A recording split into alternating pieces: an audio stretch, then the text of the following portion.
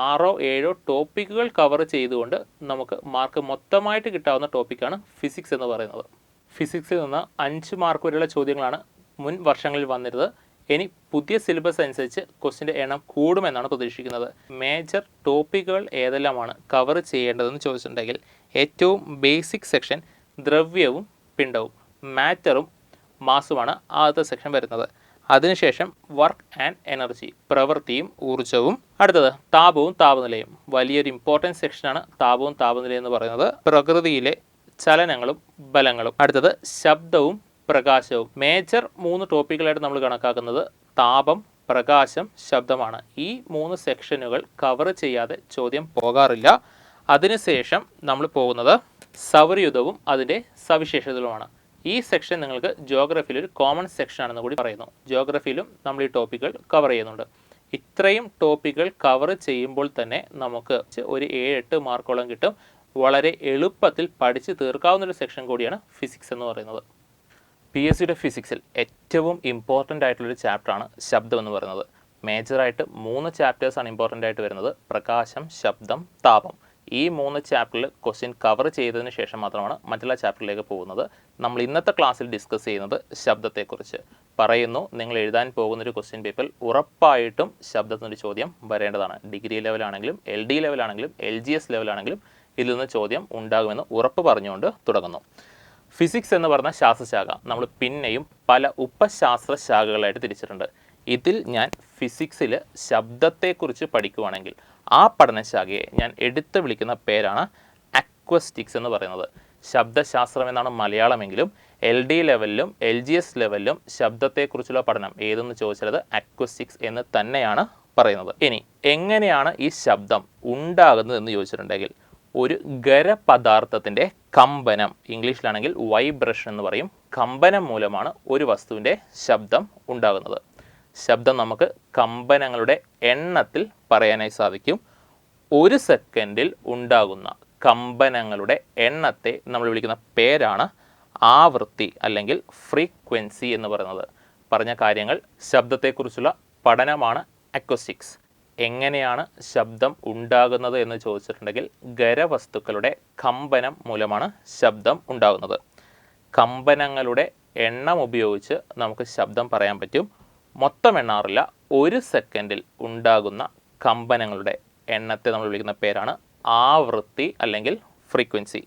മനുഷ്യനിൽ ശബ്ദം ഉണ്ടാകുന്നത് എങ്ങനെയെന്ന് ചോദിച്ചു.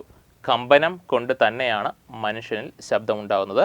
മനുഷ്യൻ്റെ ഏത് അവയവമാണെന്ന് ചോദിച്ചിട്ടുണ്ടെങ്കിൽ സ്വനതന്തു, വോക്കൽ കോഡ് അല്ലെങ്കിൽ സ്വനതന്തുവിൻ്റെ കമ്പനം മൂലമാണ് മനുഷ്യനിൽ ശബ്ദം ഉണ്ടാകുന്നത്. വീണയിൽ ശബ്ദം ഉണ്ടാകുന്നത് എങ്ങനെയാണെന്ന് ചോദിച്ചാൽ വീണയുടെ കമ്പിയുടെ കമ്പനം മൂലമാണ് ശബ്ദം ഉണ്ടാകുന്നത്. 1 സെക്കൻഡിലുണ്ടാകുന്ന കമ്പനത്തെ വിളിച്ച പേരാണ് ആവൃത്തി എന്ന് പറഞ്ഞു. ഈ ആവൃത്തിയുടെ യൂണിറ്റാണ് ഹെഡ്സ് എന്ന് പറയുന്നത്. HZ എന്ന് നമ്മൾ ഷോർട്ടായിട്ട് നോട്ടേറ്റ് ചെയ്യും. ശബ്ദത്തിൻ്റെ ആവൃത്തിയുടെ യൂണിറ്റാണ് ഹെഡ്സ് എന്ന് പറയുന്നത്. ഇനി എല്ലാ ആവൃത്തിയുള്ള ശബ്ദവും നമുക്ക് കേൾക്കാനായി സാധിക്കില്ല. മനുഷ്യൻ്റെ കേൾവി പരിധി എന്ന് പറയുന്നത് ഒരു നിശ്ചിത ആവൃത്തിക്കുള്ളിൽ ഉള്ളതാണ്. എത്ര ഹെഡ്സ് മുതൽ എത്ര ഹെഡ്സ് വരെ നമുക്ക് കേൾക്കാമെന്ന് ചോദിച്ചിട്ടുണ്ടെങ്കിൽ മനുഷ്യൻ്റെ കേൾവി പരിധി 20 ഹെഡ്സ് മുതൽ 20,000 ഹെഡ്സ് വരെയാണ്. എക്സാമിന് 20 ഹെഡ്സ് മുതൽ 20,000 തന്നിട്ടില്ല എങ്കിൽ പകരം തരുന്നത് 20 ഹെഡ്സ് മുതൽ 20 കിലോ ഹെഡ്സ് എന്നായിരിക്കും. 20 ഹെഡ്സ് മുതൽ 20 കിലോ ഹെഡ്സ്. 3 പൂജ്യത്തിന് പകരം 1000 എന്നുള്ളൊരു ടേമിന് നമുക്ക് റീപ്ലേസ് ചെയ്യാവുന്ന വാല്യൂ ആണ് എന്ത്? 20 കിലോ ഹെഡ്സ് വന്നു. മനുഷ്യൻ്റെ കേൾവി പരിധി എന്ന് പറയുന്നത് 20 ഹെഡ്സ് മുതൽ 20,000 ഹെഡ്സ്. എന്താണ് ഫിസിക്കലായിട്ട് മീൻ ചെയ്യുന്നത് എന്ന് ചോദിച്ചിട്ടുണ്ടെങ്കിൽ ഒരു വസ്തു 1 സെക്കൻഡിൽ 20 പ്രാവശ്യം വൈബ്രേറ്റ് ചെയ്യുന്നു അല്ലെങ്കിൽ കമ്പനം ചെയ്യുന്നു. ആ ശബ്ദം എനിക്ക് കേൾക്കാൻ സാധിക്കും. 20, 30, 3000 ആയാലും എനിക്ക് ആ ശബ്ദം കേൾക്കാൻ പറ്റും. ഒരു വസ്തു 1 സെക്കൻഡിൽ 20,000 പ്രാവശ്യം വരെ കമ്പനം ചെയ്താൽ ആ ശബ്ദവും എനിക്ക് കേൾക്കാൻ പറ്റും. പക്ഷേ 20,000-ത്തേക്കാൾ മുകളിലായാലോ 20-നേക്കാൾ കുറവാണ് 1 സെക്കൻഡിൽ കമ്പനം ചെയ്യുന്നത് എങ്കിൽ ആ ശബ്ദം എനിക്ക് കേൾക്കാനായി സാധിക്കില്ല. 20 to 20,000 മനുഷ്യൻ്റെ കേൾവി പരിധി. ഈ 20 to 20,000 ബേസ് ആക്കി വെച്ചുകൊണ്ട് നമ്മൾ തന്നെ പറഞ്ഞു 20 to 20,000 നമ്മൾ ബേസ് ആക്കി വെച്ചു. 20 ഹെഡ്സ് ടു 20,000 ഹെഡ്സ് ബേസ് ആക്കി വെച്ചിട്ട് നമ്മൾ തന്നെ പറഞ്ഞു 20 ഹെഡ്സിന് താഴെയുള്ള എല്ലാ ശബ്ദത്തെയും നമുക്ക് വിളിക്കാവുന്ന പേരാണ് ഇൻഫ്രാസോണിക്. 20 ടു 20,000 ബേസ്, 20നേക്കാൾ താഴെയുള്ള എല്ലാ ശബ്ദത്തെയും മനുഷ്യൻ വിളിക്കുന്ന പേര് ഇൻഫ്രാസോണിക്. എക്സാമിന് 2 രീതിയിൽ ചോദിക്കാറുണ്ട്. 20 ഹെഡ്സിന് താഴെയുള്ള ശബ്ദത്തെ വിളിക്കുന്ന പേരെന്താണെന്ന് ചോദിക്കും, ഇൻഫ്രാസോണിക് എന്ന് പറഞ്ഞേക്കുക. തിരിച്ചും ചോദിക്കാറുണ്ട് ഇൻഫ്രാസോണിക് ശബ്ദം എത്ര ഹെഡ്സിന് താഴെയാണെന്ന്. അത് 20 ഹെഡ്സിന് താഴെയാണ്. ഇനി പ്രകൃതിയിൽ 20 ഹെഡ്സിന് താഴെ ശബ്ദം ഉണ്ടാക്കുന്ന മൃഗങ്ങളുണ്ട്, 20 ഹെഡ്സിന് മുകളിൽ ശബ്ദം ഉണ്ടാക്കുന്ന മൃഗങ്ങളുണ്ട്. കുറേ മൃഗങ്ങളുണ്ടെങ്കിലും PSCക്കാകെ മേജറായിട്ട് 3 പേരെ മാത്രം മതി. 20 ഹെഡ്സിന് താഴെ ശബ്ദമുണ്ടാക്കുന്ന 3 ആൾക്കാർ: കരയിലെ ഏറ്റവും വലിയ ആൾ, കടലിലെ ഏറ്റവും വലിയ ആൾ, കഴുത്തിന് ഏറ്റവും നീളം കൂടിയ ആൾ. ആന, തിമിംഗലം, ജിറാഫ്, ഈ 3 പേരെ മതി ഇൻഫ്രാസോണിക് ശബ്ദമുണ്ടാക്കുന്ന കൂട്ടത്തിൽ. ആന ഉണ്ടാകുന്ന ശബ്ദം നമുക്ക് കേൾക്കാൻ സാധിക്കാറില്ല എന്ന് ചോദിച്ചിട്ടുണ്ടെങ്കിൽ ആന 20 ഹെഡ്സിന് താഴെയുള്ള ശബ്ദവും ഉണ്ടാക്കാറുണ്ട്, 20 ഹെഡ്സിന് മുകളിലുള്ള ശബ്ദവും ഉണ്ടാക്കാറുണ്ട്. 20 ഹെഡ്സിന് മുകളിലുള്ള ശബ്ദമാണ് നമ്മൾ കേൾക്കുന്നത്. 20 ഹെഡ്സിന് താഴെയുള്ള ശബ്ദം ഇൻഫ്രാസോണിക് ലെവലിൽ ഉണ്ടാക്കുന്നു, അത് നമ്മൾ കേൾക്കാറില്ല. ഒരാന വേറൊരാനയോട് കമ്മ്യൂണിക്കേറ്റ് ചെയ്യാൻ ഉപയോഗിക്കുന്ന ശബ്ദതരംഗം ഏതാണെന്ന് വെച്ചാൽ ഇത് ഇൻഫ്രാസോണിക് ആണ്. ആനയും തിമിംഗലവും ജിറാഫും മാത്രമാണോ ഇൻഫ്രാസോണിക് ശബ്ദം ഉണ്ടാക്കുന്നത് എന്ന് ചോദിച്ചിട്ടുണ്ടെങ്കിൽ അവർ മാത്രമല്ല. ഭൂകമ്പം, എർത്ത് ക്യുക്ക് എന്ന് പറയുന്നത് ഇൻഫ്രാസോണിക് ശബ്ദമാണ്. അഗ്നിപർവ്വത സ്ഫോടനം നോക്കുവാണെങ്കിൽ അതും ഇൻഫ്രാസോണിക് ശബ്ദം. ഭൂകമ്പം കൊണ്ട് ഉദ്ദേശിക്കുന്നത് കെട്ടിടം ഇടിഞ്ഞു പൊളിഞ്ഞു വീഴുന്ന സൗണ്ടിനെ കുറിച്ചല്ല പറയുന്നത്, ഭൂമി കമ്പനം ചെയ്യുന്നു അല്ലെങ്കിൽ വൈബ്രേറ്റ് ചെയ്യുന്നു. ആ ശബ്ദം എന്ന് പറയുന്നത് ഇൻഫ്രാസോണിക് ആണ്. 1 സെക്കൻഡിൽ ഭൂമി 20 പ്രാവശ്യത്തിനേക്കാൾ കുറവാണ് വൈബ്രേറ്റ് ചെയ്യുന്നത് അല്ലെങ്കിൽ കമ്പനം ചെയ്യുന്നത്. ഭൂകമ്പവും അഗ്നിപർവ്വത സ്ഫോടനവും ഏത് തരം ശബ്ദതരംഗമാണെന്ന് ചോദിച്ചത് ഇൻഫ്രാസോണിക് ശബ്ദ തരംഗം. നമ്മൾ പറഞ്ഞു 20 ഹെഡ്സിന് താഴെയുള്ള ശബ്ദത്തെ ഇൻഫ്രാസോണിക് എന്ന് വിളിക്കുന്നു. ഇതേപോലെ 20,000 ഹെഡ്സിന് മുകളിലുള്ള ശബ്ദത്തെ നമ്മൾ വിളിക്കേണ്ട പേരാണ് അൾട്രാസോണിക് സൗണ്ട് എന്ന് പറയുന്നത്. ടോട്ടലായിട്ട് 5 സോണിക് സൗണ്ട് ഉണ്ട്. നമ്മളിപ്പോൾ 2 സോണിക് സൗണ്ടിനെ കുറിച്ച് പറയുന്നു. 20 ഹെഡ്സിന് താഴെയാണെങ്കിൽ അത് ഇൻഫ്രാസോണിക് എന്ന് പറഞ്ഞു, 20,000 ഹെഡ്സിന് മുകളിലാണെങ്കിൽ അത് അൾട്രാസോണിക്. എവിടെയാണ് ഈ അൾട്രാസോണിക് സൗണ്ട് ഉപയോഗിക്കുന്നതെന്ന് ചോദിച്ചിട്ടുണ്ടെങ്കിൽ sonar, sound navigation and ranging, കടലിൻ്റെ ആഴം കണ്ടുപിടിക്കാൻ ഉപയോഗിക്കുന്ന ടെക്നിക്കിനെ വിളിക്കുന്ന പേരാണ് സോണാർ. ഈ സോണാറിൽ ഉപയോഗിക്കുന്ന ശബ്ദ തരംഗം എന്ന് പറയുന്നത് അൾട്രാസോണിക് ആണ്. കൂടാതെ മൃഗങ്ങളും ശബ്ദം ഉണ്ടാക്കാറുണ്ട്. വവ്വാൽ ഉണ്ടാക്കുന്ന സൗണ്ട് ഏതാണെന്ന് ചോദിച്ചിട്ടുണ്ടെങ്കിൽ അത് അൾട്രാസോണിക് ആണ്. കൂടാതെ ഡോൾഫിൻ ഉണ്ടാക്കുന്ന സൗണ്ട് ഏതാണെന്ന് ചോദിച്ചാൽ അതും അൾട്രാസോണിക്. നമ്മുടെ ആന്തരിക അവയവങ്ങളുടെ സ്കാനിങ്ങിനായി ഉപയോഗിക്കുന്ന ശബ്ദതരംഗം അൾട്രാസോണിക് ആണ്. മത്സ്യങ്ങളുടെ സ്ഥാനം അറിയാനായിട്ട് നമ്മൾ ഉപയോഗിക്കുന്നത് സോണാറാണ്. സോണാറിൽ ഉപയോഗിക്കുന്ന ശബ്ദതരംഗം ഏതാണെന്ന് വെച്ചിട്ടുണ്ടെങ്കിൽ നമ്മൾ പറഞ്ഞു അത് അൾട്രാസോണിക് ആണെന്ന്. നമ്മുടെ കേൾവി പരിധി വന്നു 20 ഹെഡ്സ് ടു 20,000 ഹെഡ്സ്, 20നേക്കാൾ താഴെയുള്ളത് ഇൻഫ്രാസോണിക്, 20നേക്കാൾ മുകളിലുള്ളത് അൾട്രാസോണിക്. മനുഷ്യൻ്റെ കേൾവി പരിധി 20 ടു 20,000. നമ്മൾ ഇത്ര നേരവും ഡിസ്കസ് ചെയ്തത് എങ്ങനെ ശബ്ദം ഉണ്ടാകുന്നു എന്നതിനെക്കുറിച്ചാണ്. ഇനി പറയാൻ പോകുന്നത് ശബ്ദം എങ്ങനെ സഞ്ചരിക്കുന്നു എന്നതിനെക്കുറിച്ച്. സൂര്യനെക്കുറിച്ചറിയാം, ഭൂമിയെക്കുറിച്ചറിയാം. ഒരു ശബ്ദവും സൂര്യനിൽ നിന്ന് നമ്മൾ ഭൂമിയിലേക്ക് കേൾക്കാറില്ല. എന്തുകൊണ്ടാണ് എന്ന് ചോദിച്ചിട്ടുണ്ടെങ്കിൽ ശബ്ദത്തിന് ഒരിക്കലും ശൂന്യതയിൽ സഞ്ചരിക്കാൻ സാധിക്കില്ല. ഖരം, ദ്രാവകം, വാതകം 3 മാധ്യമങ്ങളുണ്ട്. ഈ മാധ്യമം ഇല്ലാത്ത അവസ്ഥയെ വിളിക്കുന്ന പേരാണ് ശൂന്യത എന്ന് പറയുന്നത്. ഒരിക്കലും ശബ്ദത്തിന് ശൂന്യതയിലൂടെ സഞ്ചരിക്കാൻ സാധിക്കില്ല. നിങ്ങൾ സംസാരിക്കുന്നു, നിങ്ങളുടെ കൂട്ടുകാരൻ കേൾക്കുന്നു. എന്തുകൊണ്ടെന്ന് വെച്ചിട്ടുണ്ടെങ്കിൽ വായു എന്ന് പറഞ്ഞ മാധ്യമം ഉള്ളതുകൊണ്ട്.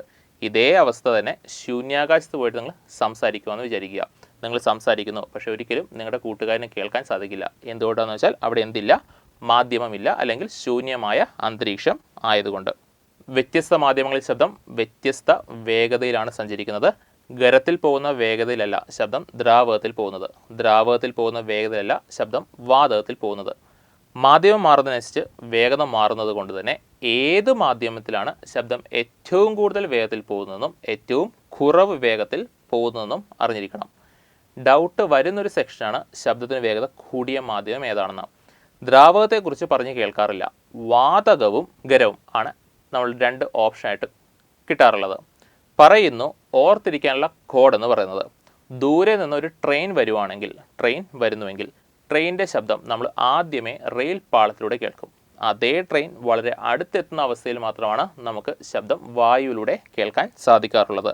ശബ്ദത്തിന് വേഗത ഏറ്റവും കൂടിയ മാധ്യമം ഏതെന്ന് ചോദിച്ചിട്ടുണ്ടെങ്കിൽ പറയേണ്ടത് ഗരവും കുറഞ്ഞ മാധ്യമം ഏതെന്ന് ചോദിച്ചിട്ടുണ്ടെങ്കിൽ പറയേണ്ടത് വാതകവുമാണ്. കഴിഞ്ഞ പ്രാവശ്യം എക്സാമിന് ചോദിച്ചത് ഗരം, ദ്രാവകം, വാതകം. ശബ്ദ വേഗത ആരോഹണ ക്രമം ചെയ്യാൻ പറഞ്ഞു. ഏറ്റവും വേഗത കുറവ് ഗ്യാസിലാണ്. ഇതിനേക്കാൾ കൂടുതൽ വേഗത്തിൽ ശബ്ദം ദ്രാവകങ്ങളിൽ സഞ്ചരിക്കും. ഏറ്റവും കൂടുതൽ വേഗത്തിൽ ശബ്ദം സഞ്ചരിക്കുന്നത് സോളിഡിലാണ്. ഗരം അല്ലെങ്കിൽ സോളിഡിലാണ് ശബ്ദം ഏറ്റവും കൂടുതൽ വേഗത്തിൽ സഞ്ചരിക്കുന്നത്. ഏത് സോളിഡ് മീഡിയം അല്ലെങ്കിൽ ഖര മാധ്യമത്തിലാണെന്ന് ചോദിച്ചാൽ അതേ എസ് വെച്ച് തുടങ്ങുന്ന സ്റ്റീലിലാണ് ശബ്ദം ഏറ്റവും കൂടുതൽ വേഗത്തിൽ പോകുന്നത്. വ്യത്യസ്ത മാധ്യമങ്ങളിൽ വ്യത്യസ്ത വേഗത. ഏറ്റവും കുറവ് വാതകം, അതിനേക്കാൾ കൂടുതൽ ദ്രാവകം, അതിനേക്കാൾ കൂടുതൽ ഖരം അല്ലെങ്കിൽ സോളിഡ്. ഏത് സോളിഡിലാണെന്ന് ചോദിച്ചിട്ടുണ്ടെങ്കിൽ അത് സ്റ്റീലിലാണ്. സ്റ്റീലിലെ വേഗത എത്രയാണെന്ന് ചോദിച്ചിട്ടുണ്ടെങ്കിൽ ഒരിക്കലും ഒരു പദാർത്ഥത്തിലെ വേഗത നമുക്ക് കൃത്യമായി പറയാൻ സാധിക്കില്ല. ഒരു പദാർത്ഥത്തിൻ്റെ ഊഷ്മാവ് അല്ലെങ്കിൽ ടെമ്പറേച്ചർ മാറുന്നതിനനുസരിച്ച് ശബ്ദവേഗതയും മാറിക്കൊണ്ടിരിക്കും. എടുത്തു പറയുവാണെങ്കിൽ ഊഷ്മാവ് ടെമ്പറേച്ചർ എത്രത്തോളം കൂടുന്നോ, താപനില എത്രത്തോളം കൂടുന്നോ അതിനനുസരിച്ച് ശബ്ദത്തിൻ്റെ വേഗതയും അങ്ങോട്ട് കൂടിക്കൊണ്ടിരിക്കും. ഇരുമ്പ് കമ്പി നിങ്ങളുടെ കയ്യിലേക്ക് തന്നു, ചൂടാക്കുന്നു. ആദ്യം പോകുന്ന വേഗത ഏകദേശം 5000 ആണെന്ന് ചുമ്മാ പറയുന്നു. 5000 ആണെങ്കിൽ ചൂടാക്കിയതിന് ശേഷം ശബ്ദം പോകുന്ന വേഗത എന്ന് പറയുന്നത് 5000-നേക്കാൾ കൂടുതലൊരു വാല്യൂ 5500-ഓ 6000-ഓ ആയേക്കാം. സാധാരണ ഊഷ്മാവിൽ വായുവിൽ ശബ്ദം സഞ്ചരിക്കും. എത്രയാണ് വേഗത എന്ന് ചോദിച്ചിട്ടുണ്ടെങ്കിൽ അതും എപ്പോഴും മാറിക്കൊണ്ടിരിക്കുമെങ്കിലും കറക്റ്റായിട്ട് നമുക്കൊരു വാല്യൂ PSC തന്നിട്ടുണ്ട്, അല്ലെങ്കിൽ ജനറൽ ക്വസ്റ്റ്യൻ ആണ്. 340 മീറ്റർ പെർ സെക്കൻഡ്. ഒരു സെക്കൻഡിൽ അത് 340 മീറ്റർ ദൂരമാണ് ട്രാവൽ ചെയ്യുന്നത്. സ്റ്റീലിലാണ് ഏറ്റവും കൂടുതൽ വേഗത എന്ന് പറഞ്ഞു. സ്റ്റീലിലെ വേഗത നോക്കുവാണെങ്കിൽ 5960 മീറ്റർ പെർ സെക്കൻഡാണ്. ഒരു സെക്കൻഡ് കൊണ്ട് 5960 മീറ്റർ ദൂരം സ്റ്റീലിൽ സഞ്ചരിക്കും. വായുവിലുള്ള വേഗത ചോദിച്ചിട്ടുണ്ടെങ്കിൽ അത് 340 മീറ്റർ പെർ സെക്കൻഡ്. എക്സാമിന് ശൂന്യതയിലുള്ള വേഗതയും ചോദിച്ചു. ശൂന്യതയിൽ ശബ്ദം സഞ്ചരിക്കില്ല. എത്ര വേഗത പറഞ്ഞാൽ മതി? 0 പറഞ്ഞാൽ മതി. വായുവിലുള്ള ശബ്ദവേഗത പറഞ്ഞു 340 മീറ്റർ പെർ സെക്കൻഡ്. ഇനി വരുന്നത് ജലത്തിലുള്ള ശബ്ദവേഗത.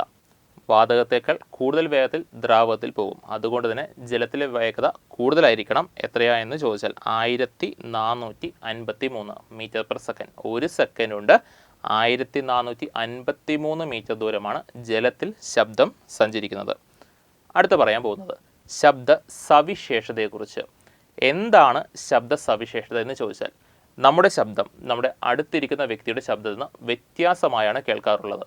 ഇങ്ങനെ ഒരാളുടെ ശബ്ദത്തെ മറ്റൊരാളുടെ ശബ്ദത്തിൽ നിന്ന് വ്യത്യാസപ്പെടുന്ന ഘടകങ്ങളെ വിളിക്കുന്ന പേരാണ് ശബ്ദ സവിശേഷത എന്ന് പറയുന്നത്. നമ്മുടെ ശബ്ദത്തെ നമ്മുടെ തൊട്ടടുത്തിരിക്കുന്ന വ്യക്തിയുടെ ശബ്ദത്തിൽ നിന്ന് വ്യത്യാസപ്പെടുന്ന ഘടകങ്ങൾ വിളിക്കുന്ന പേര് ശബ്ദ സവിശേഷത. കുറേ സവിശേഷതയൊന്നും ശബ്ദത്തിനില്ല. മേജറായിട്ട് അല്ലെങ്കിൽ 3 സവിശേഷതയാണ് ശബ്ദത്തിനുള്ളത്. ഉച്ചത, സ്ഥായി, ഒരെണ്ണം കൂടി ആഡ് ചെയ്ത് പറയുന്നു ഗുണം.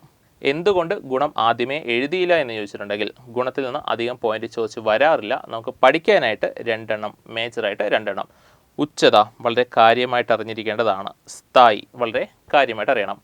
ഉച്ചതയുടെ ഇംഗ്ലീഷ് എന്താണെന്ന് വെച്ചിട്ടുണ്ടെങ്കിൽ ലൗഡ്നെസ്. സ്ഥായിയുടെ ഇംഗ്ലീഷ് എന്താണെന്ന് വെച്ചിട്ടുണ്ടെങ്കിൽ പിച്ച്. എന്താണ് ഉച്ചത എന്ന് ചോദിച്ചാൽ നേരെ പോകുന്നത് ഉച്ചതയിലേക്ക്. ശബ്ദ തീവ്രതയുടെ അളവ്, ഇൻറ്റൻസിറ്റി ഓഫ് സൗണ്ട്.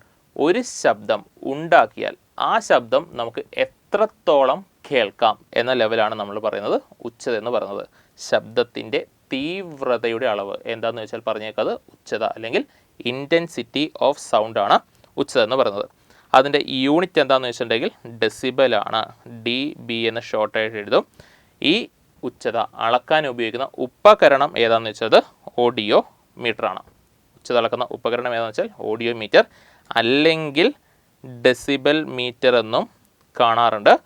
അളക്കുന്ന ഉപകരണം വന്നു ഡെസിബൽ മീറ്റർ അല്ലെങ്കിൽ ഓഡിയോ മീറ്റർ. ശബ്ദ തീവ്രതയുടെ യൂണിറ്റ് എന്താണെന്ന് വെച്ചാൽ ഡെസിബൽ എന്നും പറഞ്ഞു. എക്സാമിന് ഒരു പ്രാവശ്യം ചോദിച്ചത് ശബ്ദ മലിനീകരണത്തിൻ്റെ യൂണിറ്റ് എന്താണെന്ന് ചോദിച്ചു. ഉച്ചത കൂടുമ്പോഴാണ് ശബ്ദം മലിനീകരണമായിട്ട് മാറുന്നത്. അതുകൊണ്ട് തന്നെ ഈ യൂണിറ്റിന് വേണ്ടി നമ്മൾ എവിടെയും പോകേണ്ട ആവശ്യമില്ല. എങ്ങോട്ട് തന്നെ പോയേക്കത്? ഡെസിബലിലേക്ക് തന്നെ പോയേക്കുക. ഉച്ചത എന്താണെന്ന് പറഞ്ഞു. ശബ്ദ തീവ്രതയുടെ അളവാണ് ഉച്ചത. അളക്കുന്ന യൂണിറ്റ് എന്താണെന്ന് വെച്ചാൽ ഡെസിബൽ ആണെന്നും അളക്കുന്ന ഉപകരണം ഏതാണെന്ന് വെച്ചാൽ ഓഡിയോ മീറ്റർ അല്ലെങ്കിൽ ഡെസിബൽ മീറ്റർ ആണെന്നും പറഞ്ഞു. എക്സാമിന് 2-3 ഡെസിബൽ വാല്യൂസും ചോദിക്കാറുണ്ട്. അതിൽ ഏറ്റവും ഇമ്പോർട്ടൻ്റ് ആണ് മനുഷ്യന് കേൾക്കാവുന്ന ശബ്ദത്തിൻ്റെ ഏറ്റവും ഉയർന്ന ലെവൽ, മനുഷ്യന് സഹനീയമായ ശബ്ദത്തിൻ്റെ ഉയർന്ന പരിധി അല്ലെങ്കിൽ ചെവി തകരാറിലാക്കുന്ന ശബ്ദം എത്രയാണെന്ന് വെച്ചാൽ 120 ഡെസിബലാണ്. ഇതിനേക്കാൾ മുകളിലുള്ള ശബ്ദമാണ് കേൾക്കുന്നതെങ്കിൽ ചെവി പൊട്ടും, ചോരരും, പിന്നെ ഒന്നും കേൾക്കാൻ പറ്റാത്ത അവസ്ഥയിലേക്ക് മാറും. ഒരു സവിശേഷത നമ്മൾ ഡിസ്കസ് ചെയ്തു, ഉച്ചത, ശബ്ദ തീവ്രതയുടെ അളവ്. അടുത്തത് സ്ഥായി അല്ലെങ്കിൽ പിച്ചിലേക്ക് പോകുന്നു. സ്ഥായിയിലേക്കാണ് നമ്മൾ പോകുന്നത്. രണ്ടാമത്തെ സവിശേഷത എന്താണ് സ്ഥായി എന്ന് ചോദിച്ചിട്ടുണ്ടെങ്കിൽ നമ്മൾ കേൾക്കുന്ന ശബ്ദത്തിൻ്റെ കൂർമത ചെവിയിലേക്ക് തുളച്ച് കയറാനുള്ള കഴിവ്, അതിൻ്റെ അളവിനെ വിളിക്കുന്ന പേരാണ് സ്ഥായി എന്ന് പറയുന്നത്. ഒരു കരയുന്ന കുട്ടി അല്ലെങ്കിൽ ഒരു ചീവീടിൻ്റെ ശബ്ദം നമ്മുടെ ചെവിയിലേക്ക് തുളച്ച് കയറുന്നതാണ്. ആ തുളച്ച് കയറ്റത്തിൻ്റെ അളവിനെ വിളിക്കുന്ന പേരാണ് സ്ഥായി എന്ന് പറയുന്നത്. സ്ഥായി പറഞ്ഞു. ഇനി ഈ സ്ഥായി അളക്കുന്ന ഉപകരണം ഏതാണെന്ന് വെച്ചിട്ടുണ്ടെങ്കിൽ സ്ഥായി അളക്കുന്ന ഉപകരണമാണ് ടോണോമീറ്റർ. സ്ഥായി അളക്കുന്ന ഉപകരണം വന്നു ടോണോമീറ്റർ. അടുത്ത പോയിന്റ്, ശബ്ദം 1/10 സെക്കൻഡോളം നമ്മുടെ ചെവിയിൽ തങ്ങി നിൽക്കും. ഞാനൊരു ശബ്ദമുണ്ടാക്കി കഴിഞ്ഞാലും അതേ ശബ്ദം എൻ്റെ ചെവിയിൽ കുറച്ച് നേരം കൂടി ഉണ്ടാകും. എത്ര സെക്കൻഡ് സമയമാണെന്ന് ചോദിച്ചിട്ടുണ്ടെങ്കിൽ 1 സെക്കൻഡ് ഉണ്ടാവത്തില്ല. 1 സെക്കൻഡിനെ തന്നെ 10 ഡിവൈഡ് ചെയ്തു. 1 സെക്കൻഡിനെ 10 ഡിവൈഡ് ചെയ്തു. അതിലൊരു പോർഷൻ 1/10 സെക്കൻഡ് സമയത്തേക്കാണ് ശബ്ദം എൻ്റെ ചെവിയിൽ തങ്ങി നിൽക്കുന്നത്. ഈ പ്രതിഭാസത്തെ നമ്മൾ വിളിക്കേണ്ട പേരാണ് പെർസിസ്റ്റൻസ് ഓഫ് ഹിയറിംഗ് അല്ലെങ്കിൽ മനുഷ്യൻ്റെ ശ്രവണസ്ഥിരത. ഒരു ശബ്ദം കേട്ട് കഴിഞ്ഞാലും അതേ ശബ്ദം 1/10 സെക്കൻഡോളം ചെവിയിൽ തങ്ങി നിൽക്കുന്ന പ്രതിഭാസം. കൂടുതൽ ചോദ്യങ്ങളൊന്നും വരാറില്ല അവിടെ. അടുത്ത് പറയാൻ പോകുന്നത് പ്രതിധ്വനിയെക്കുറിച്ച്. എക്കോ അല്ലെങ്കിൽ പ്രതിധ്വനി. എന്താണ് പ്രതിധ്വനി അല്ലെങ്കിൽ എക്കോ എന്ന് ചോദിച്ചിട്ടുണ്ടെങ്കിൽ നമുക്കറിയാവുന്ന എക്കോ തന്നെയാണ് നമ്മൾ ഫിസിക്സിൽ പഠിക്കുന്ന എക്കോയും. എക്കോ പോയിന്റിൽ പോയി നമ്മൾ ശബ്ദം ഉണ്ടാക്കും. കുറച്ച് കഴിയുമ്പോഴത്തേക്ക് ആ ശബ്ദം നമ്മൾ തിരിച്ച് കേൾക്കും. ഞാൻ ശബ്ദമുണ്ടാക്കി, ഒരു സ്ഥലത്ത് ഞാൻ നിൽക്കുന്നു, ഞാൻ ശബ്ദമുണ്ടാക്കി. ശബ്ദം നേരെ മുമ്പോട്ട് സഞ്ചരിക്കും. പോകുന്ന വഴിക്കൊരു തടസ്സം, പാറയോ കല്ലോ മതിലോ എന്തായാലും കുഴപ്പമില്ല, ശബ്ദം നേരെ അങ്ങോട്ട് തട്ടും. തട്ടിക്കഴിഞ്ഞിട്ട് ശബ്ദം തുളച്ച് കയറി അപ്പുറത്തേക്ക് പോകത്തൊന്നുമില്ല. ശബ്ദം എന്ത് ചെയ്യും? നേരെ തിരിച്ച് നമ്മുടെ അടുത്തേക്ക് വരും. തിരിച്ച് എൻ്റെ അടുത്തെത്തി ഞാൻ പിന്നെയും ആ ശബ്ദത്തെ കേൾക്കുന്നുവെങ്കിൽ ഈ പ്രതിഭാസം വിളിക്കുന്ന പേരാണ് പ്രതിധ്വനി അല്ലെങ്കിൽ എക്കോ. എക്സാമിന് ചോദിക്കും, ശബ്ദം ഒരു പ്രതലത്തിൽ തട്ടി തിരിച്ചു വന്ന് പിന്നെയും കേൾക്കുന്ന പ്രതിഭാസം എന്താണെന്ന്. ശബ്ദം ഒരു പ്രതലത്തിൽ തട്ടി തിരിച്ചു വന്ന് പിന്നെയും കേൾക്കുന്ന പ്രതിഭാസം വിളിക്കുന്ന പേരാണ് പ്രതിധ്വനി എന്ന് പറയുന്നത്. പ്രതിധ്വനി ഉണ്ടാകാൻ എത്ര ദൂരം വേണമെന്ന് ചോദിച്ചിട്ടുണ്ടെങ്കിൽ എല്ലാ ഡിസ്റ്റൻസിലും പ്രതിധ്വനി ഉണ്ടാകാറില്ല. പ്രതിധ്വനി ഉണ്ടാകാൻ എത്ര ദൂരം വേണമെന്ന് ചോദിച്ചിട്ടുണ്ടെങ്കിൽ മിനിമം 17 മീറ്റർ ദൂരമെങ്കിലും ഉണ്ടെങ്കിൽ മാത്രമാണ് പ്രതിധ്വനി കേൾക്കാറുള്ളൂ. ഞാനും ആ തടസ്സവും തമ്മിൽ 17 മീറ്റർ ദൂരം വേണം. എടുത്തു പറയുന്നു 17 മീറ്റർ എന്ന 17 കൊടുക്കുന്ന അതേ ഇമ്പോർട്ടൻസ് തന്നെ മീറ്ററിനും കൊടുക്കണം. കാര്യം ഓപ്ഷൻ വരുമ്പോൾ 17 മീറ്റർ, 17 സെൻറ്റിമീറ്റർ, 17 കിലോമീറ്റർ ഇങ്ങനെ പല ഓപ്ഷൻ ആയിരിക്കും വരുന്നത്. 17 എന്നുള്ള നമ്പർ കോമൺ ആക്കി വെക്കുന്നുവെങ്കിൽ യൂണിറ്റ് എപ്പോഴും മീറ്റർ ആണെന്ന് ഓർത്ത് വെച്ചേക്കുക. ഈ പ്രതിധ്വനിയെക്കുറിച്ചുള്ള പഠനശാഖയെ നമ്മൾ വിളിക്കുന്ന പേരാണ് കാറ്റ് അക്കോസ്റ്റിക്സ് എന്ന് പറയുന്നത്. പ്രതിധ്വനിയെക്കുറിച്ചുള്ള പഠനത്തെ വിളിക്കുന്ന പേര് കാറ്റ് അക്കോസ്റ്റിക്. ശബ്ദത്തിൻ്റെ പ്രതിഫലനത്തെക്കുറിച്ചാണ് നമ്മൾ പറഞ്ഞുകൊണ്ടിരുന്നത്. ഈ ശബ്ദത്തിൻ്റെ പ്രതിഫലനം മൂലം വർക്ക് ചെയ്യുന്ന അല്ലെങ്കിൽ പ്രവർത്തിക്കുന്ന ഉപകരണമാണ് സോണാർ എന്ന് പറയുന്നത്. Sonar, sound navigation and ranging എന്ന് പറയുന്നു ഫുൾ ഫോമിൽ. എവിടെ ഉപയോഗിക്കും എന്ന് ചോദിച്ചാൽ കപ്പലിൽ ഉപയോഗിക്കുന്ന ഉപകരണത്തെ വിളിക്കുന്ന പേരാണ് സോണാർ എന്ന് പറയുന്നത്. കപ്പലിൽ നിന്ന് ശബ്ദ തരംഗത്തെ ഇത് കടലിനടിയിലേക്ക് വിടും. ഏതുതരം ശബ്ദ തരംഗമാണെന്ന് നമ്മൾ ഡിസ്കസ് ചെയ്തു. ഹൈ ഫ്രീക്വൻസി 20,000 ഹെർട്സിന് മുകളിലുള്ള ശബ്ദമായ അൾട്രാസോണിക് ശബ്ദത്തെയാണ് ഇത് കടലിനടിയിലേക്ക് വിടുന്നത്. വിട്ട വേഗത അറിയാനായിട്ട് സാധിക്കും.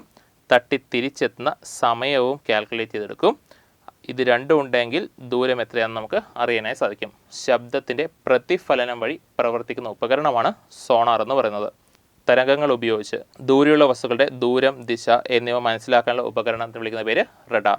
നമ്മൾ ആദ്യം പറഞ്ഞത് സോണാർ എന്ന് പറയുന്നതിനെ കുറിച്ച്, ഇപ്പോൾ പറഞ്ഞത് റഡാറിനെ കുറിച്ച്. തരംഗങ്ങൾ ഉപയോഗിച്ച് ദൂരെയുള്ള വസ്തുക്കളുടെ ദൂരം അറിയാൻ സാധിക്കും, ദിശ അറിയാൻ സാധിക്കും. മനസ്സിലാക്കുന്ന ഉപകരണം ഏതാണെന്ന് വെച്ചത് radar. Next topic echo location. എന്താണ് എക്കോ ലൊക്കേഷൻ എന്ന് ചോദിച്ചാൽ അൾട്രാസോണിക് ശബ്ദ തരംഗങ്ങൾ ഉപയോഗിച്ച് സഞ്ചാര പാതയിലുള്ള വസ്തുക്കളുടെ ലൊക്കേഷൻ അല്ലെങ്കിൽ വസ്തുക്കളുടെ സ്ഥാനം മനസ്സിലാക്കാൻ ഉപയോഗിക്കുന്ന പ്രതിഭാസം വിളിക്കുന്ന പേരാണ് എക്കോ ലൊക്കേഷൻ എന്ന് പറയുന്നത്. സോണാറിൻ്റെ തൊട്ടുമുമ്പ് പഠിച്ച സോണാറിൻ്റെ പ്രവർത്തന തത്വം എന്താണെന്ന് വെച്ചിട്ടുണ്ടെങ്കിലും എക്കോ ലൊക്കേഷൻ പറയാനായി സാധിക്കും.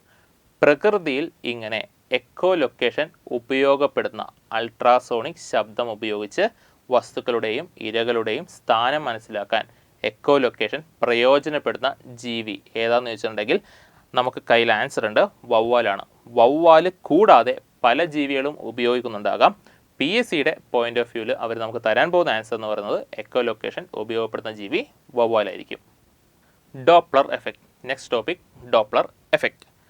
എന്താണ് ഡോപ്ലർ എഫക്റ്റ് എന്ന് ചോദിച്ചിട്ടുണ്ടെങ്കിൽ കേൾവിക്കാരൻ്റെയോ കേൾക്കുന്ന ആളുടെയോ ശബ്ദ സ്രോതസ്സിൻ്റെയോ ശബ്ദമുണ്ടാക്കുന്ന വസ്തുവിൻ്റെയോ ആപേക്ഷിക ചലനം മൂലം ഒന്നിനെ അപേക്ഷിച്ച് മറ്റൊന്ന് മാറുന്ന അവസ്ഥയിൽ ശബ്ദത്തിൻ്റെ ഫ്രീക്വൻസി ആവൃത്തി അങ്ങോട്ട് മാറും. ഇങ്ങനെ മാറുന്നത് മൂലം ശബ്ദം നമുക്ക് കേൾക്കുന്നതിൽ വ്യത്യാസം വരും. ഈ പ്രതിഭാസം വിളിക്കുന്ന പേരാണ് ഡോപ്ലർ എഫക്റ്റ് എന്ന് പറയുന്നത്.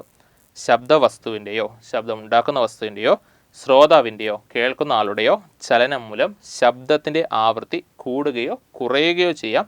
ഇങ്ങനെ മാറുന്ന പ്രതിഭാസം വിളിക്കുന്ന പേര് ഡോപ്ലർ എഫക്റ്റ് എന്ന് പറഞ്ഞു. നമ്മൾ റെയിൽവേ സ്റ്റേഷനിൽ നിൽക്കുന്നു അല്ലെങ്കിൽ ബസ് സ്റ്റോപ്പിൽ നിൽക്കുന്നു. കണ്ണടച്ച് നിന്നാൽ പോലും ബസ് നമ്മുടെ അടുത്തേക്ക് വരികയാണോ അല്ലെങ്കിൽ നമ്മളിന്ന് അകന്നു പോവുകയാണെന്ന് ശബ്ദം കേട്ട് മാത്രം നമുക്ക് പറയാൻ സാധിക്കാറുണ്ട്. എന്തുകൊണ്ടെന്ന് ചോദിച്ചിട്ടുണ്ടെങ്കിൽ ശബ്ദിച്ചുകൊണ്ട് ബസ് അടുത്ത് വരുന്ന അവസ്ഥയിൽ ശബ്ദത്തിൻ്റെ ആവൃത്തി അങ്ങോട്ട് കൂടും. എടുത്തു പറയുന്നു, അടുത്ത് വരുന്ന അവസ്ഥയിൽ ശബ്ദത്തിൻ്റെ ഫ്രീക്വൻസി അങ്ങോട്ട് കൂടും. ഞാൻ നിൽക്കുന്നു, ശബ്ദിച്ചുകൊണ്ട് ബസ് അടുത്തേക്ക് വരുന്നു, സൗണ്ടിൻ്റെ ഫ്രീക്വൻസി അങ്ങോട്ട് കൂടും. ഈ കൂടുന്നതിൽ നിന്നാണ് ശബ്ദം എൻ്റെ അടുത്തേക്ക് വരുന്നത് അല്ലെങ്കിൽ ആ വസ്തു എൻ്റെ അടുത്തേക്ക് വരികയാണെന്ന് എനിക്ക് മനസ്സിലാവുന്നത്. ഇതേപോലെ ശബ്ദിച്ചുകൊണ്ട് വസ്തു ദൂരേക്ക് പോകുമ്പോഴത്തേക്ക് സൗണ്ടിൻ്റെ ഫ്രീക്വൻസി അങ്ങോട്ട് കുറയും. ഈ കുറയിൽ നിന്ന് മനസ്സിലാകും ആ വസ്തു ദൂരത്തേക്ക് പോവുകയാണെന്ന്. ഇങ്ങനെ കേൾവിക്കാരൻ്റെയോ ശബ്ദസ്രോതസ്സിൻ്റെയോ ആപേക്ഷിക ചലനം റിലേറ്റീവ് മോഷൻ കൊണ്ട് ശബ്ദത്തിൻ്റെ ആവൃത്തി കൂടുകയോ കുറയുകയോ ചെയ്യുന്ന പ്രതിഭാസം വിളിക്കുന്ന പേര് ഡോപ്ലർ എഫക്റ്റ്. ശബ്ദം അടുത്ത് വരുമ്പോൾ ഫ്രീക്വൻസി കൂടും, ശബ്ദം അകന്നു പോകുമ്പോൾ ഫ്രീക്വൻസി കുറയും. ആരാണ് കണ്ടുപിടിച്ചതെന്ന് ചോദിച്ചിട്ടുണ്ടെങ്കിൽ പേരിൽ തന്നെ കിടപ്പുണ്ട് ഡോപ്ലർ എഫക്റ്റിലെ ഡോപ്ലർ. ഏത് ഡോപ്ലറാണെന്നാണ് നമ്മൾ അറിയേണ്ടത്? അത് ക്രിസ്റ്റ്യൻ ഡോപ്ലറാണ്. ക്രിസ്റ്റ്യൻ ഡോപ്ലറാണ് ഡോപ്ലർ എഫക്റ്റ് കണ്ടുപിടിച്ചത്. എവിടെയാണ് ഈ ഡോപ്ലർ എഫക്റ്റ് ഉപയോഗപ്പെടുത്തുക എന്ന് ചോദിച്ചിട്ടുണ്ടെങ്കിൽ പോലീസുകാർ നമ്മുടെ വണ്ടിയുടെ വേഗത കണ്ടുപിടിക്കാറുണ്ട്, ഓടിച്ചു കൊണ്ടുവരുന്ന വണ്ടിയുടെ വേഗത കണ്ടുപിടിക്കാറുണ്ട്. അവിടെ ഉപയോഗിക്കുന്ന ടെക്നിക്ക് എന്ന് പറയുന്നത് ഡോപ്ലർ എഫക്റ്റാണ്. ശബ്ദിച്ചുകൊണ്ട് വസ്തു അടുത്ത് വരുന്ന സമയത്ത് ഫ്രീക്വൻസി അങ്ങോട്ട് കൂടും. ആ ഫ്രീക്വൻസി നമുക്ക് ക്യാപ്ചർ ചെയ്യാൻ പറ്റും. ആ ഫ്രീക്വൻസിയെ കറസ്പോണ്ടിങ് സ്പീഡാക്കി വേഗതയാക്കി മാറ്റാൻ പറ്റും. അന്തർവാഹിനി, വിമാനം എന്നിവയുടെ വേഗത മനസ്സിലാക്കുന്ന തത്വം ഏതാണെന്ന് വെച്ചാൽ അത് ഡോപ്ലർ എഫക്റ്റാണ്. ശബ്ദ സവിശേഷതയെക്കുറിച്ച് നമ്മൾ പറഞ്ഞു. ഫസ്റ്റ് ശബ്ദ സവിശേഷത എന്ന് പറയുന്നത് ഉച്ചതയായിരുന്നു. ഉച്ചത അളക്കുന്ന യൂണിറ്റ് ഡെസിബിളാണ്. നമ്മൾ കേൾക്കുന്ന എല്ലാ ശബ്ദത്തെയും നമുക്ക് ഡെസിബിൾ റേഞ്ചിൽ പറയാൻ സാധിക്കും. പുറത്തൊരു പട്ടി കുരക്കുന്നു, ആ ശബ്ദം, അല്ലെങ്കിൽ പുറത്ത് വണ്ടി പോകുന്നു, ആ ശബ്ദം ഡെസിബിളിൽ കറക്റ്റ് നമ്പറായിട്ട് പറയാൻ സാധിക്കും. ആ ഒരു റേഞ്ച് ഓഫ് വാല്യൂസാണ് നമ്മൾ ഡിസ്കസ് ചെയ്യാൻ പോകുന്നത്. ഫസ്റ്റ് വൺ, മനുഷ്യന് കേൾക്കാൻ കഴിയുന്ന ഏറ്റവും കുറഞ്ഞ ശബ്ദം. ഇലകളുടെ മർമ്മരം അല്ലെങ്കിൽ ശ്വസന ശബ്ദം കേൾക്കാവുന്നതിൽ ഏറ്റവും ചെറിയ ശബ്ദമായിട്ട് പറയും. ഡെസിബിൾ റേഞ്ചിലാണെങ്കിൽ അത് 0 മുതൽ 10 ഡെസിബിൾ വരെയാണ് മനുഷ്യന് കേൾക്കാവുന്ന ഏറ്റവും ചെറിയ ശബ്ദം പറയുന്നത്. ശ്വസന ശബ്ദം പറഞ്ഞു, അത് 10 ഡെസിബിളിനടുത്തായിരിക്കും. നമ്മുടെ ഉച്ഛ്വാസം, ശ്വസിക്കുന്നു, ആ ശബ്ദം ചെറുതായി കേൾക്കാൻ പറ്റും. ഡെസിബിൾ റേഞ്ച് ആണെങ്കിൽ അത് 10 ഡെസിബിളായി. ക്ലോക്കിലെ സൂചിയുടെ ശബ്ദം, ടിക് ടിക് സൗണ്ട് നമ്മൾ കേൾക്കുന്നു. ശ്വസന ശബ്ദത്തേക്കാൾ കുറച്ചുകൂടി കൂടുതലാണ്. ഡെസിബിൾ റേഞ്ചിൽ നോക്കുകയാണെങ്കിൽ അത് ഏകദേശം 30 ഡെസിബിളായിരിക്കും. ഞാനും സംസാരിക്കുന്നു, നിങ്ങളും സംസാരിക്കുന്നു. മനുഷ്യൻ്റെ സാധാരണ നോർമൽ ലെവലുള്ള ശബ്ദ റേഞ്ച് എത്രയാണെന്ന് ചോദിച്ചാൽ അത് 60 to 65, 60 മുതൽ 65 വരെ. ഇതിനേക്കാൾ താഴെയുള്ള ശബ്ദത്തിലും മനുഷ്യന് സംസാരിക്കാൻ സാധിക്കും. പക്ഷേ നോർമൽ ലെവലിൽ സംസാരിക്കുന്ന ശബ്ദം എത്രയാണെന്ന് വെച്ചാൽ അത് 60 മുതൽ 65 വരെയാണ്. അടുത്ത വാല്യൂ, മോട്ടോർ സൈക്കിളിൻ്റെ ശബ്ദം, വണ്ടിയുടെ ശബ്ദമാണ് ചോദിക്കുന്നത്. ആലോചിച്ച് നോക്കുക, മനുഷ്യൻ്റെ ശബ്ദത്തേക്കാൾ കൂടുതലായിരിക്കും. അതുകൊണ്ട് തന്നെ അത് 60 അല്ലെങ്കിൽ 65 കൂടുതലായിരിക്കണം. മോട്ടോർ ശബ്ദം എന്ന് പറയുന്നത് 70 മുതൽ 80 ഡെസിബിൾ വരെയാണ് മോട്ടോർ സൈക്കിളിൻ്റെ ശബ്ദം. എത്രയാണെന്ന് വെച്ചാൽ 70 മുതൽ 80 ഡെസിബിൾ വരെ. അടുത്തത് ടെലിവിഷൻ ശബ്ദം. ഒരു മാക്സിമം റേഞ്ചാണ് കൊടുത്തിരിക്കുന്നത്. നമുക്ക് സൗണ്ട് കൺട്രോൾ ചെയ്യാമെങ്കിലും ഒരു മാക്സിമം റേഞ്ച് ടെലിവിഷൻ സൗണ്ട് എന്ന് പറയുന്നത് 75 ഡെസിബിളാണ്. വണ്ടികളുടെ മോട്ടോർ ഹോൺ 80 ഡെസിബൽ. വാക്യൂം ക്ലീനറിൻ്റെ ശബ്ദം പിന്നെയും കൂടി വരുന്ന ശബ്ദം എത്ര ഡെസിബിൾ പറയാമെന്ന് ചോദിച്ചാൽ അത് 80 ഡെസിബൽ. സിംഹഗർജനം വളരെ കൂടുതലാണ്, അത് 90 ഡെസിബിളാണ്. ഇടിമുഴക്കം എന്ന് പറയുന്നത് 100 മുതൽ 110 ഡെസിബിൾ വരെ. വിമാന ശബ്ദം എന്ന് പറയുന്നത് 120 ഡെസിബിളാണ്. ഓൾറെഡി പറഞ്ഞു മനുഷ്യന് കേൾക്കാവുന്ന മാക്സിമം സൗണ്ട് എന്ന് പറയുന്നത് 120 ഡെസിബിളാണെന്ന്. 120 വരെ കേൾക്കാൻ സാധിക്കും, അതിനേക്കാൾ കേൾക്കാൻ പറ്റില്ല എന്നല്ല, അതിനേക്കാൾ കൂടുതൽ ശബ്ദമാണ് കേൾക്കുന്നതെങ്കിൽ നമ്മുടെ ചെവിക്കത് കംപ്ലൈൻ്റ് ആയിരിക്കും. വിമാന ശബ്ദം എന്ന് പറഞ്ഞു 120, ഇതിനേക്കാൾ കൂടുതലുള്ളൊരു വിമാന ശബ്ദമാണ്, റോക്കറ്റിൻ്റെ ശബ്ദമാണ് നമ്മൾ കേൾക്കുന്നതെങ്കിൽ ചെവിക്ക് ഡാമേജ് ഉണ്ടാകുന്ന ശബ്ദമാണ് അതെന്ന് പറയുന്നു. എത്ര ഡെസിബലിലാണ് വെടിവെക്കുമ്പോഴുണ്ടാകുന്ന ശബ്ദം എന്ന് വെച്ചിട്ടുണ്ടെങ്കിൽ 120 ഡെസിബലിലാണ്. ചെവി തകരാറിലാക്കാത്ത ശബ്ദമാണ് വെടിവെക്കുമ്പോഴുണ്ടാകുന്നത്. ചെവിക്ക് തകരാറിലാക്കുന്ന ശബ്ദം ഓൾറെഡി പറഞ്ഞു, അത് 120 ഡെസിബലിന് മുകളിലാണ്. PSC ഓപ്ഷൻ വരുമ്പോൾ 120 ഇല്ല എങ്കിൽ 125 ഡെസിബിളാണെന്ന് പറഞ്ഞു. ബഹിരാകാശ വാഹനങ്ങളുടെ ശബ്ദം നമുക്ക് കേൾക്കാൻ പാടില്ലാത്തതാണ്. എത്രയാണെന്ന് വെച്ചാൽ അത് 170 ഡെസിബിളാണ്.